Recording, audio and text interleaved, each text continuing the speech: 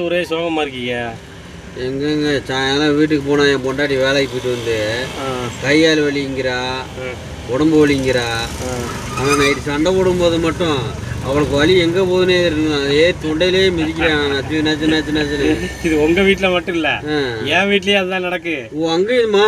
அங்கேயே அதுதான் நடக்கு, எல்லார் வீட்லேயும் அதுதான் நடக்கு. ஐயோ, ஒரே ஒரு வழி இருக்கு, அதை வேணா சொல்கிறேன். என்ன வலி? மனைவி வானத்தில் வெள்ளைக்காக்கா பறக்குன்னா ஆமான்றுங்க, கருப்பு காக்கா பறக்குனாலும் ஆமான்றுங்க, சிவப்பு காக்கா பறக்குனாலும் ஆமான்றுங்க.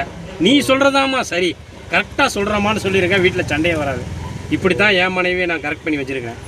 ஐயோ, இதுதான் உண்மை. எல்லார் வீட்லேயும் சண்டை இருக்குது, இதுதான் உண்மை. போட்டு சங்கு சங்கு சங்குன்னு மிதிக்கிறானா?